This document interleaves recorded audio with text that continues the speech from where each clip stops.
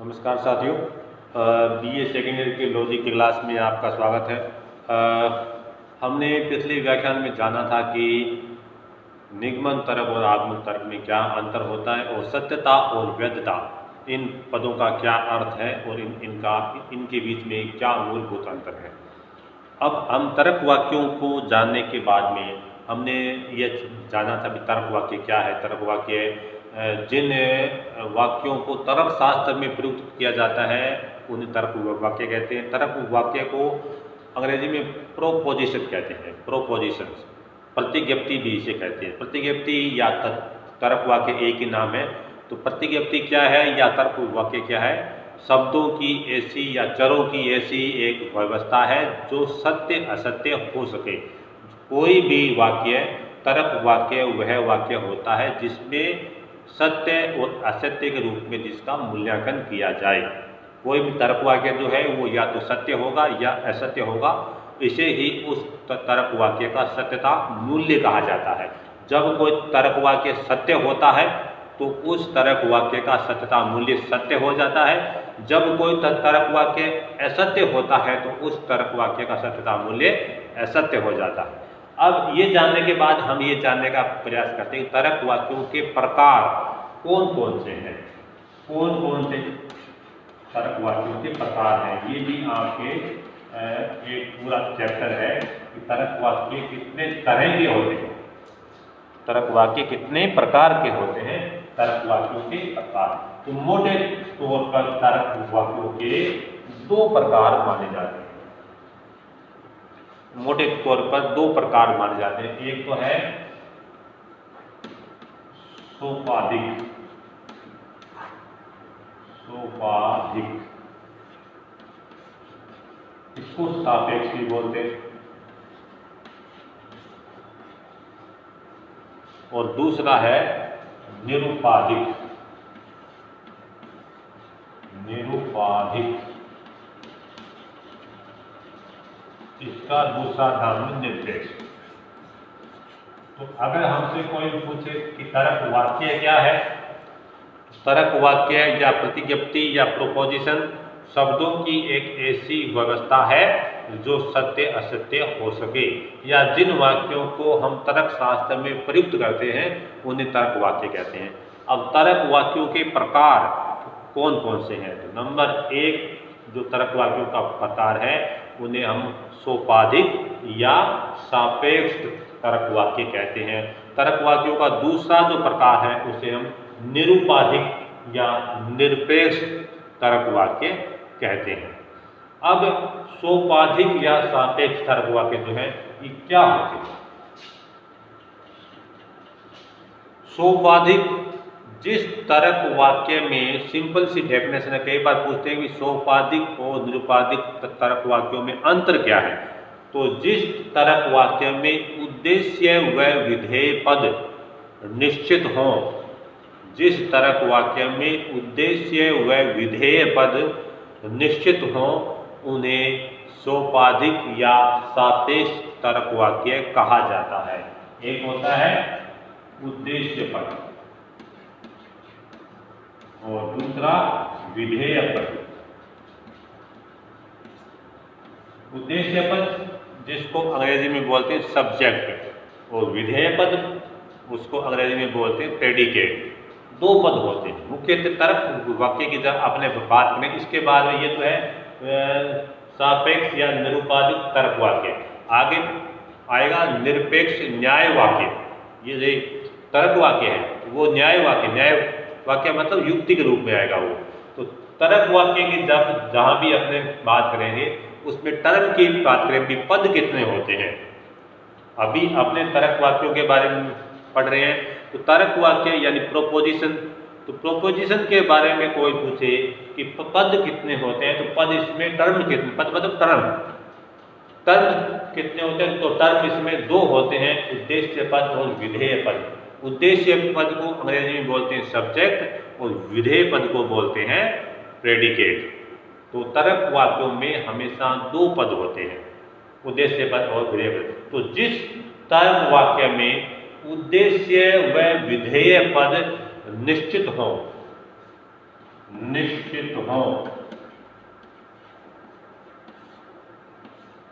जिस तरक वाक्य में उद्देश्य व विधेय पद निश्चित हो उन्हें सोपाधिक या सापेक्ष तर्क वाक्य कहा जाता है। या ऐसे तर्क वाक्य जिसमें पहले वाला तर्क वाक्य जो है वो किसी दूसरे वाक्य पर आश्रित हो, या बाद वाला वाक्य पहले वाले वाक्य पर आश्रित हो।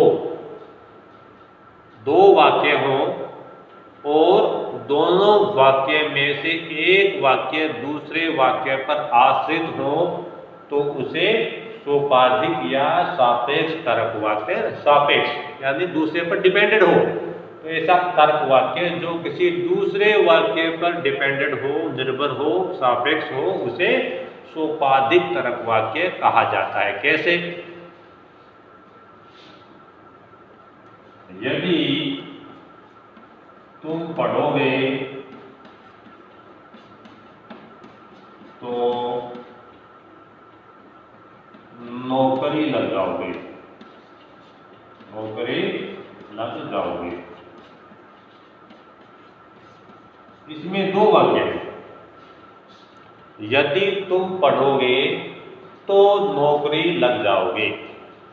यदि तुम, यदि से जोड़ने वाला वाक्य, एक वाक्य तो हो गया ये और दूसरा हो गया ये वाला। तो नौकरी कब लग जाओगे? जब आप पढ़ोगे।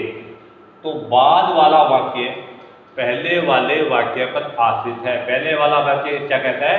यदि तुम पढ़ोगे, तुम मेहनत करोगे तो नौकरी लग जाओगे।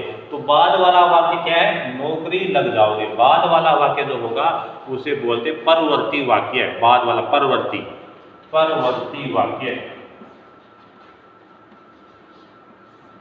और पहले वाला वाक्य जो इससे पहले आया है, जो इसके पूर्व में आया है, उसे बोलते हैं पूर्ववर्ती वाक्य। यानी इसमें परवर्ती वाक्य पूर्ववर्ती वाक्य पर आश्रित है। और तुम पढ़ोगे तो नौकरी लग जाएगी, ये पहले वाला वाक्य भी इस पर आश्रित है। तो बाद वाला वाक्य को परवर्ती बोलते हैं, पहले वाले वाक्य को पूर्ववर्ती बोलते हैं। तो ऐसा वाक्य जिसमें कोई कथन दूसरे कथन पर आश्रित हो उसे भी सापेक्ष या सोपाधिक तर्क वाक्य बोलते हैं। इस प्रकार के दो वाक्य होते हैं उनको अपने यदि तो से जोड़ते हैं। यदि तो, यदि बरसात होगी तो खेती अच्छी होगी।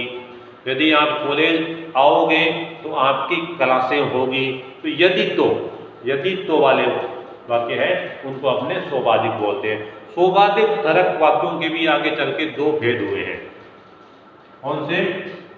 एक तो ये सेम हेतु फलाश्रित वाक्य, हेतु फलाश्रित वाक्य, और दूसरा वैकल्पिक वाक्य।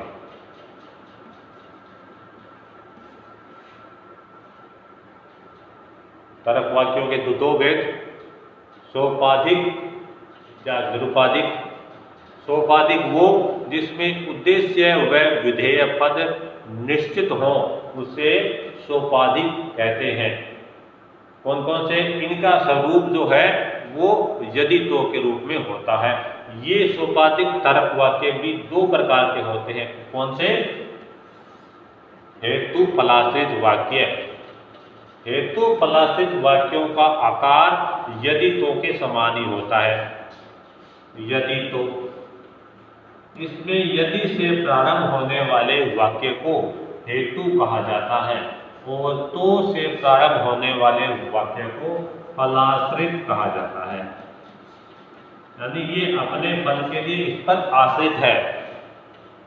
हेतु फलाश्रित वाक्यों का स्वरूप यदि तो के रूप में होता है और इसमें यदि से प्रारंभ होने वाले वाक्य को हेतु कहते हैं और तो से प्रारंभ होने वाले वाक्य को फलाश्रित कहते हैं।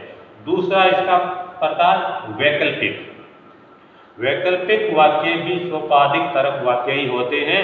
इनमें दो वाक्यों के बीच में या का चिन्ह लगा होता है। तुम,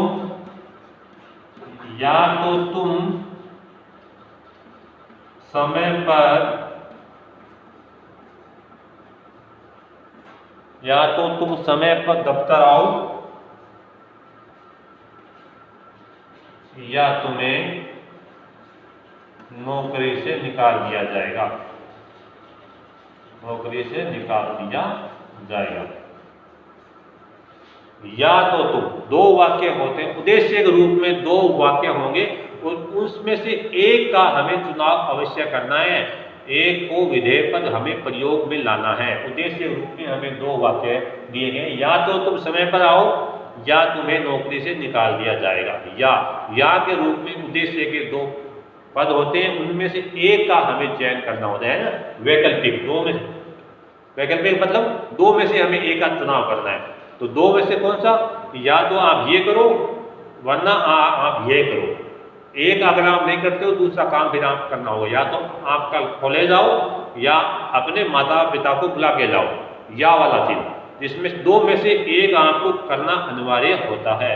उस प्रकार के कारक वाक्य जो होते हैं उनको अपने वैकल्पिक बोलते हैं। धन्यवाद।